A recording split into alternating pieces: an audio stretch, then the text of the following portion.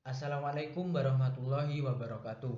Selamat pagi, selamat siang, dan selamat malam teman-teman dan Bu Kartika SEMSCAK selaku dosen pengampu dari mata kuliah Sistem Pengendalian Manajemen kelas B. Pada kesempatan kali ini, kami dari kelompok 3 akan memaparkan materi berkenaan dengan perilaku dalam organisasi. Sebelum melangkah ke materi, alangkah lebih baiknya kita berkenalan terlebih dahulu. Perkenalkan, nama saya Anggi Bimantara dengan NIM 1049 dan rekan saya Ayu Dinda Novitasari dengan NIM 1137, Dwi Elitasari dengan NIM 1148 dan Zakiatus Soliha dengan NIM 1152. Outline yang akan kami bahas pada kesempatan kali ini terdiri atas yang pertama keselarasan tujuan, yang kedua ada faktor-faktor informal yang mempengaruhi keselarasan tujuan, yang ketiga ada sistem pengendalian formal, yang keempat ada jenis-jenis organisasi, dan yang terakhir ada fungsi dari controller. Latar belakang pembahasan dari materi bab 3 perilaku dalam organisasi adalah yang pertama adanya berbagai macam tindakan manusia sehingga perlu diselaraskan. Kemudian yang kedua ada pada dasarnya sistem pengendalian manajemen yang baik ini diciptakan guna membawa pengaruh bagi perilaku manusia. Tentunya pengaruh ini akan membawa dampak yang positif. Memasuki outline yang pertama atau pembahasan yang pertama yakni mengenai keselarasan tujuan. Maksud dari keselarasan tujuan ini adalah manajer senior secara wajar menginginkan suatu organisasi ataupun suatu perusahaan mencapai tujuan organisasi ataupun tujuan perusahaannya. Akan tetapi, fakta di lapangan menunjukkan bahwa setiap anggota yang ada dalam suatu organisasi ataupun suatu tujuan ini memiliki preferensi dan juga memiliki tingkah laku maupun perilaku yang berbeda-beda.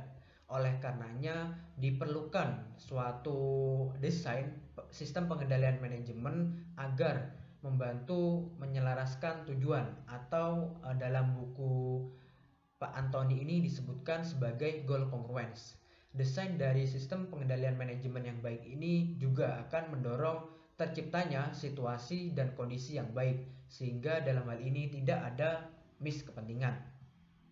Sejatinya sistem pengendalian manajemen ini tidak sepenuhnya mutlak benar, namun setidaknya ini memberikan suatu dorongan dan memberikan suatu pengendalian bagi anggota-anggota yang ada dalam suatu organisasi ataupun suatu perusahaan agar menyamakan tujuannya untuk mendukung dan menciptakan dan mencapai target dari tujuan perusahaan itu sendiri. Lalu sejatinya juga sistem pengendalian manajemen yang ada dalam suatu organisasi ataupun suatu perusahaan ini perlu dilakukan monitoring dan juga evaluasi secara berkala agar menyesuaikan dengan situasi dan kondisi yang ada. Kemudian yang kedua, ada faktor-faktor yang mempengaruhi keselarasan tujuan jika ditinjau dari segi informal. Ini terdapat dua faktor. Yang pertama ada faktor eksternal dan nanti juga akan dibahas mengenai faktor internal.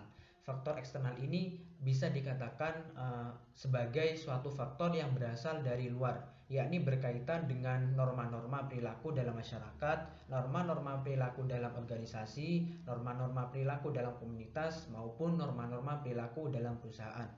Norma-norma ini nantinya akan mempengaruhi dan akan berpengaruh terhadap sikap dari masing-masing individu anggota yang ada dalam suatu organisasi, komunitas maupun perusahaan. Adanya kolektivitas sikap-sikap anggota tersebut kemudian melahirkan suatu yang bernama etos kerja. Nah, komponen ataupun cakupan dari etos kerja itu sendiri terdiri atas yang pertama ada keuletan, yang kedua ada bertanggung jawab, yang ketiga ada rasa kebanggaan terhadap bagian atas suatu organisasi ataupun adanya rasa kebanggaan terhadap bagian untuk menjadi di suatu perusahaan. Contoh dari faktor eksternal ini adalah etos kerja yang tinggi yang ditujukan oleh orang-orang Jepang, yakni kebanyakan atau mayoritas orang-orang Jepang ini penuh dengan disiplin.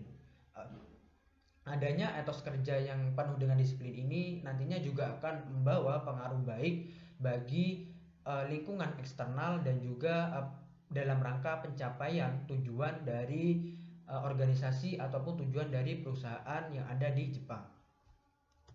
Kemudian faktor-faktor yang memenuhi keselarasan tujuan jika ditinjau dari segi internal. Ini berarti ditinjau dari segi dalam organisasi ataupun dalam perusahaan itu sendiri. Terdapat beberapa macam, diantaranya yang pertama ada budaya. Budaya ini dapat diartikan sebagai suatu keyakinan bersama, nilai-nilai hidup yang dianut, normal perilaku, serta asumsi yang secara eksplisit dan implisit diterima oleh seluruh jajaran organisasi. Nah, budaya ini juga bersifat turun-temurun, tidak berubah dan kental dengan pengaruh atasan. Jadi budaya ataupun faktor budaya ini sudah ada sejak zaman dahulu ataupun sejak zaman terbentuknya organisasi ataupun perusahaan, dan sampai sekarang budaya tersebut itu masih dibawa oleh organisasi ataupun dibawa oleh perusahaan itu sendiri. Contohnya adalah di sini lagi-lagi saya mengambil contoh dari budaya di Jepang, yakni mengenai perihal tepat waktu yang selalu dijunjung oleh orang-orang Jepang. Mereka tidak hanya tepat waktu dalam hal pengumpulan ataupun dalam hal pemberian tugasnya ataupun penyelesaian tugasnya, juga mereka tepat waktu ketika mereka diundang oleh seseorang. Jadi budaya ini bisa dikatakan sangat bagus sekali untuk diterapkan di lingkungan sekitar kita. Kemudian yang kedua ataupun faktor yang kedua ada gaya manajemen. Nah, menurut buku yang saya baca, yakni ada peribahasa ataupun pepatah yang berkata bahwa sebuah institusi ini merupakan hasil perpanjangan bayangan dari seseorang.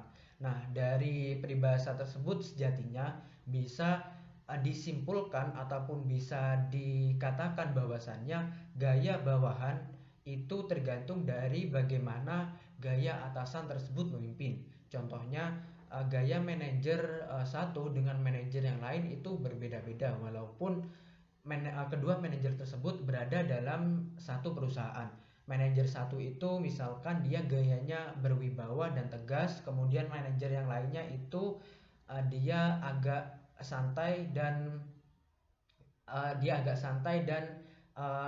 strict terhadap tugas. Jadi adanya perbedaan gaya manajemen ini juga akan mempengaruhi juga bagaimana lingkungan bawahan tersebut terbentuk. Contoh lain di sini saya mengambil case bahwasannya ketika nantinya kelompok kami yang terdiri atas saya sendiri, Dwi, Zakia dan juga Ayu Dinda, ketika dihadapkan terhadap suatu kelompok kelompok kami itu disuruh memimpin suatu kelompok ataupun organisasi, itu pasti caranya berbeda-beda. Cara pendelegasian tugasnya berbeda, cara pemberi motivasinya juga berbeda, dan juga cara untuk mengatur bawahnya juga berbeda. Nah, sejatinya perbedaan-perbedaan ini sangat tergantung dari proses internalisasi yang ada dalam masing-masing individu. Jadi seperti itu. Baik, di sini saya akan meneruskan presentasi dari teman saya. Nah, organisasi informal. Kenyataan yang ditemui saat ini selama pengendalian manajemen ini tidak bisa dipahami tanpa mengenali arti penting dari hubungan yang menyusun organisasi sehingga bersifat informal. Nah, saya contohkan di sini dalam suatu situasi yang sangat ekstrim di mana seorang manajer produksi ini disibukkan oleh suatu aktivitas komunikasi dengan pihak-pihak yang ada di sekitarnya. Nah, aktivitas berkomunikasi ini kadang menyebabkan dia lupa untuk memperhatikan pesan-pesan yang disampaikan oleh seorang general manager. Nah, hal ini khususnya terjadi ketika seorang manajer produksi mengalami proses evaluasi dalam aspek efisiensi produksi dan bukan dalam keseluruhan aspek kinerja. Nah, kenyataan yang ditemui selama berlangsungnya suatu proses pengendalian manajemen ini tidak bisa dipahami tanpa mengenali dari arti penting hubungan yang menyusun di organisasi yang bersifat informal sendiri. Ya, selanjutnya adalah persepsi dan komunikasi. Organisasi adalah sebuah entitas yang kompleks serta merupakan tindakan yang diambil oleh berbagai bagian dari suatu organisasi. Nah, organisasi sendiri ini memiliki tujuan di mana untuk mencapai tujuan bersama tersebut tidak dapat dinyatakan secara jelas bahkan dalam situasi terbaik sekalipun. Contohnya dalam mekanisme penyusunan anggaran. Nah, di sini bisa saja mengandung pesan bahwa para manajer seharusnya meraih laba sebanyak-banyaknya pada suatu tahun. Sementara para manajer senior tidak sungguh-sungguh melakukan upaya penghematan dalam penggunaan anggaran untuk perawatan peralatan dan pelatihan pegawai. Mengapa? Karena tindakan itu dinilai justru akan mengurangi laba yang akan diperoleh di masa yang akan datang. Meskipun penghematan tersebut akan meningkatkan laba tahun sekarang. Yang selanjutnya adalah sistem pengendalian formal. Di sini diwujudkan sebagai suatu aturan, di mana aturan ini merupakan seperangkat tulisan yang memuat semua jenis instruksi dari suatu pengendalian. Nah, aturan ini juga bisa disebut sebagai pedoman kerja, yaitu para anggota organisasi ini diizinkan dan bahkan diharapkan untuk tidak menyimpang dari pedoman tersebut. Nah, baik dalam situasi khusus atau ketika mereka menilai bahwa penyimpangan tersebut akan berakibat baik bagi organisasi. Nah, di sini contohnya, meskipun suatu aturan secara khusus menetapkan suatu kriteria untuk memperluas skema kredit bagi para konsumen, namun para manajer kredit ini masih menyepakati pemberian kredit bagi seorang konsumen yang sekarang tidak bisa memenuhi kredit dari kriteria kredit tersebut. Nah, namun orang yang bersangkutan ini pernah berjasa bagi perusahaan di masa lampau dan mungkin juga akan bermanfaat bagi perusahaan di masa depan. Nah, namun kembali lagi perubahan seperti ini juga membutuhkan persetujuan dari otoritas yang lebih tinggi. Selanjutnya ada jenis aturan. Jadi di sini ada 4 jenis aturan. Yang pertama ada pengendalian fisik, kemudian ada manual, yang ketiga ada pengamanan sistem, dan yang keempat ada sistem pengendalian tugas. Yang pertama, pengendalian fisik. Contohnya seperti apa? Contohnya ialah ada penjagaan keamanan, kemudian penjagaan gudang, ada penjagaan ruangan besi, kemudian penjagaan password dari komputer perusahaan, kemudian ada penjagaan dari televisi pengawas, dan pengendalian fisik lain yang membutuhkan suatu penjagaan secara nyata, seperti itu. Kemudian selanjutnya ada jenis aturan manual. Manual dalam organisasi birokratis jauh lebih rinci dibandingkan dengan aturan di organisasi lain. Mengapa? Sebab organisasi besar memiliki panduan dan aturan yang lebih banyak dibandingkan dengan organisasi-organisasi lain yang lebih kecil. Nah, organisasi yang tersentralisasi memiliki lebih banyak aturan dibandingkan dengan organisasi yang desentralisasi. Kemudian ada pengaman sistem. Nah, pengaman sistem ini meliputi pemeriksaan silang secara terinci, kemudian pembubuhan tanda tangan serta bukti-bukti lain bahwa sebuah transaksi ini telah dijalankan, kemudian melakukan pemilihan, menghitung uang yang ada di aktiva yang mudah dibawa sesering mungkin, kemudian serta jumlah prosedur lain yang akan diuraikan dalam buku teks mengenai auditing. Nah, hal tersebut juga mencakup pengecekan sistem yang dilakukan oleh auditor internal serta eksternal.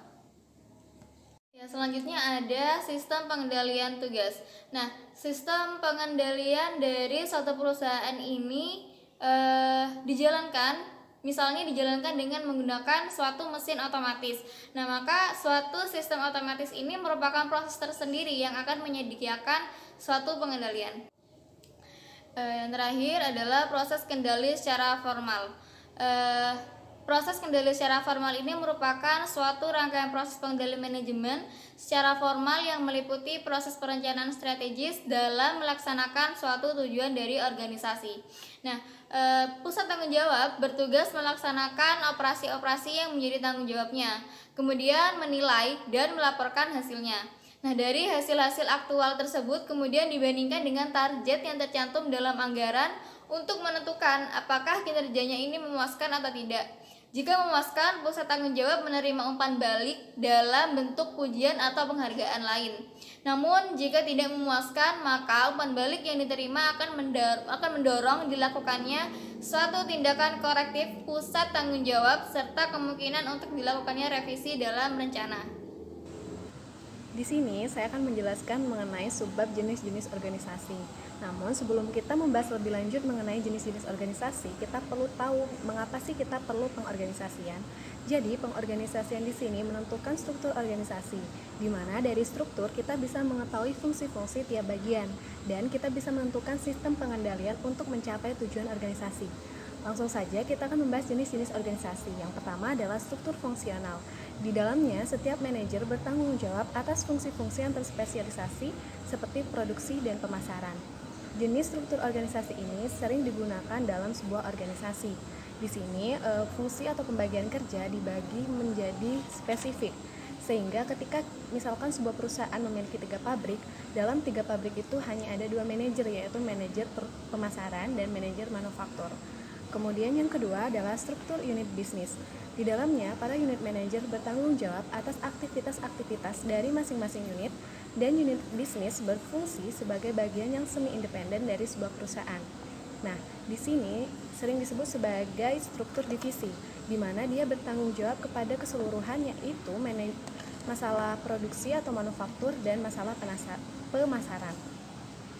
Kemudian kita akan membandingkan dengan struktur organisasi fungsional. Kalau di struktur organisasi fungsional, ketika kita mempunyai 3 pabrik, hanya ada 2 manajer, yaitu pemasaran dan produksi.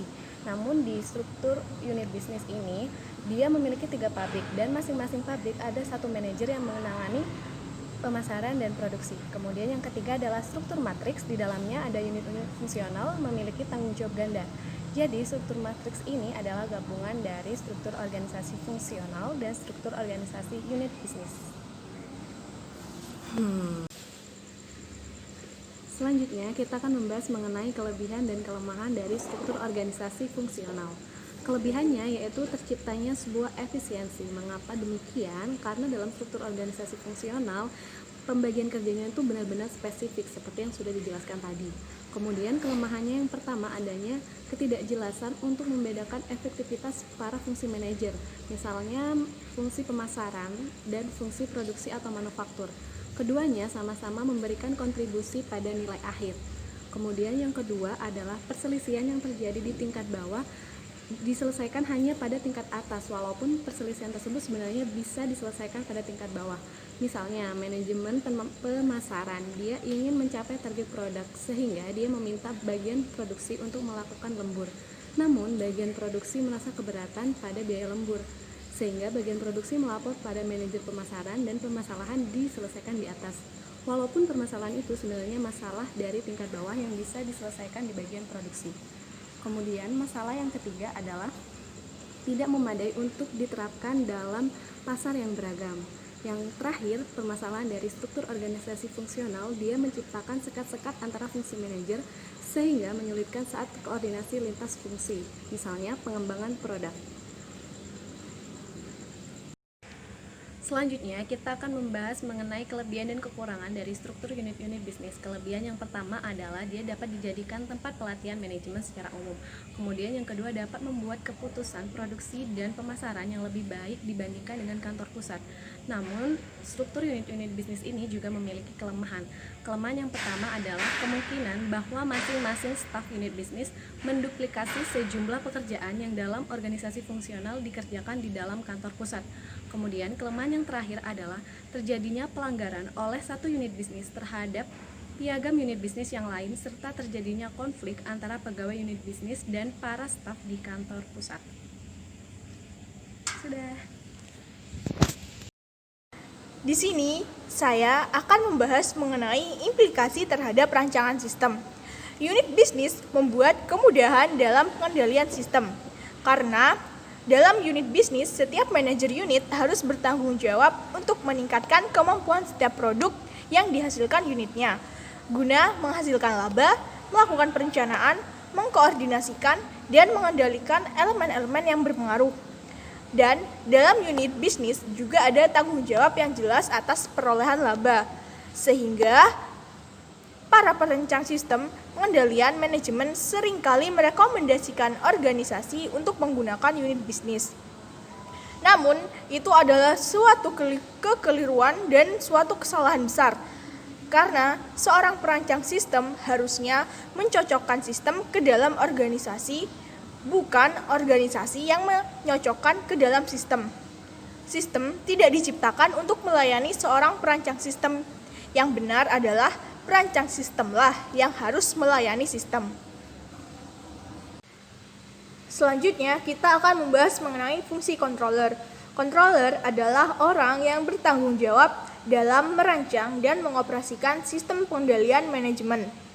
mengumpulkan dan melaporkan informasi. Namun, pemanfaatan informasi ini merupakan tanggung jawab dari jajaran manajemen. Selanjutnya, controller juga mengembangkan dan menganalisis tolak ukur yang digunakan untuk melakukan pengendalian serta memberikan rekomendasi tindakan-tindakan yang diperlukan ke pihak manajemen.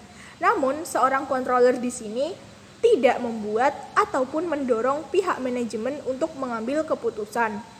Selain itu, para controller juga memainkan peran penting dalam mempersiapkan perencanaan strategis dan anggaran. Baik, selanjutnya kita akan membahas mengenai tugas dari seorang controller. Yang pertama, merancang dan mengoperasikan informasi dan sistem pengendalian. Yang kedua, menyiapkan pernyataan keuangan dan laporan keuangan, termasuk juga di dalamnya pengembalian pajak kepada para pemegang saham dan pihak eksternal lainnya. Kemudian yang ketiga yaitu menyiapkan dan menganalisis laporan kinerja. Nah, dalam hal ini apa saja yang dilakukan controller? Yang pertama yaitu menginterpretasikan laporan-laporan ini kepada manajer. Yang selanjutnya, menganalisis program dan proposal-proposal anggaran dari berbagai segmen perusahaan serta mengkonsolidasikannya ke dalam anggaran tahunan secara keseluruhan. Lalu tugas yang keempat yaitu melakukan supervisi audit internal dan mencatat prosedur-prosedur pengendalian untuk menjalin validitas informasi. Menetapkan pengamanan yang memadai terhadap pencurian dan kecurangan serta menjalani audit operasional. Mengembangkan personel dalam organisasi pengendali dan berpartisipasi dalam pendidikan personel manajemen dan kaitannya dengan fungsi pengendali. Sekian presentasi dari kelompok kami. Maaf apabila ada salah kata. Kesalahan sepenuhnya milik kami dan kesempurnaan hanya milik Tuhan Yang Maha Esa. Semoga materi yang kita sampaikan dapat bermanfaat bagi kalian semua. Terima kasih telah menonton video ini. Wassalamualaikum warahmatullahi wabarakatuh.